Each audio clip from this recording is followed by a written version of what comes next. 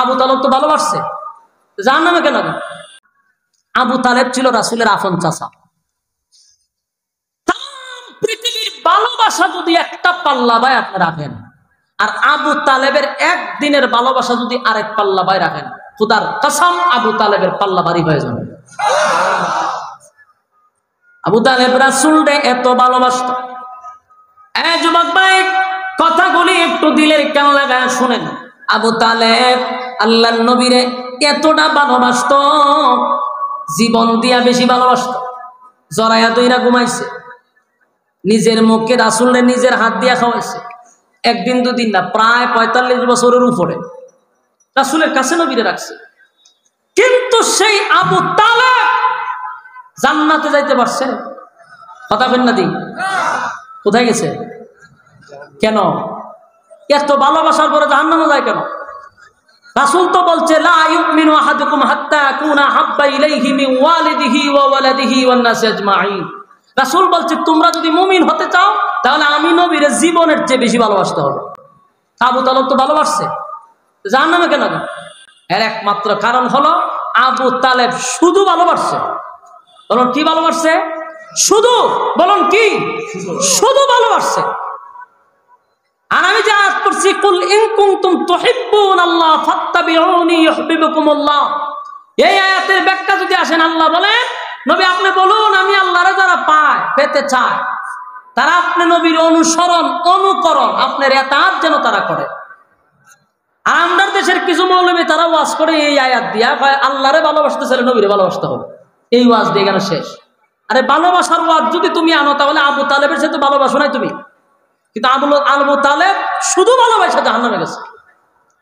রাসূলকে শুধু ভালোবাসলে জান্নাতে যাওয়া যাবে না, ভালোবাসার সঙ্গে লাগবে ইতাআত, অনুসরণ অনুকরণ। কথা হয় না? বলুন শুধু ভালোবাসা দিয়ে জান্নাতে যাওয়া যাবে? এই ভালোবাসার সাথে কি লাগবে? অনুসরণ অনুকরণ লাগবে।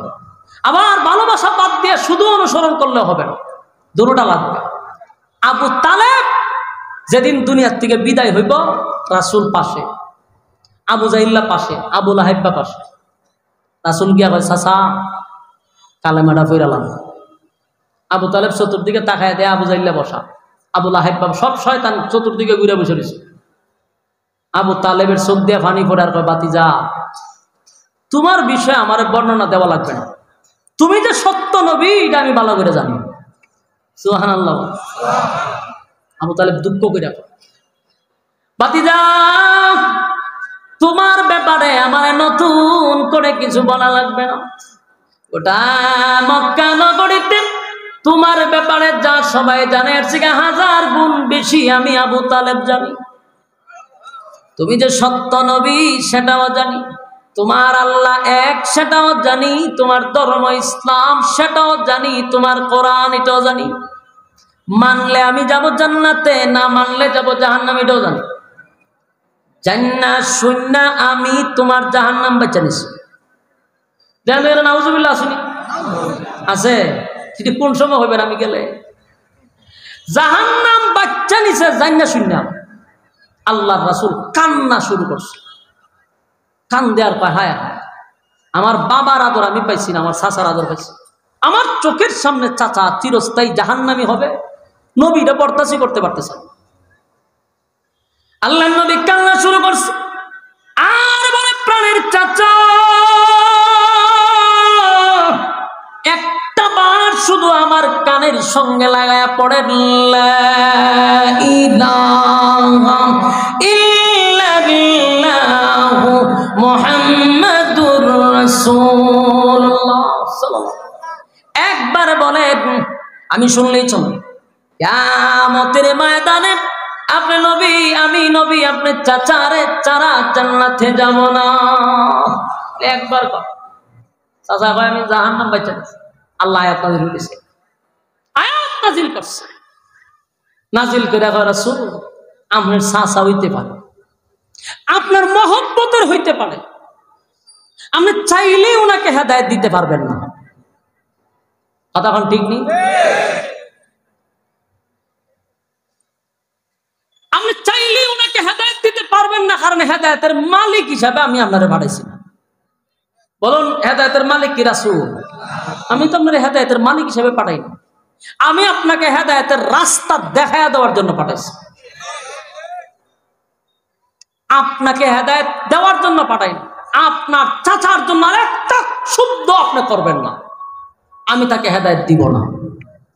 আপনার ওয়াজ করার দায়িত্ব ওয়াজ করছেন, কারে হেদায়েত দিব কি দিব না এটা আমি একক সিদ্ধান্ত আল্লাহ। আয়াতটা স্মরণ হইতেছে না, বারবার চেষ্টা করতেছি। ইন্নাকা লা তাহদি মান আহবাবতা ওয়ালাকিন্নাল্লাহা ইয়াহদি মান ইয়াশা, এই আয়াত নাযিল হইছে। বারবার আল্লাহ বলতেছে আর সাবধান, একটা টু শব্দ করবেন না। আপনার চাচা হইতে পারে, হেদায়েত দিতাম না, কারণ হেদায়েতের মালিক কে?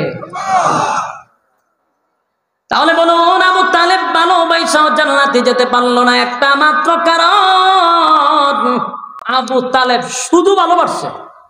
বলুন কি ভালোবাসছে? শুধু। বলুন কি? শুধু ভালোবাসছে।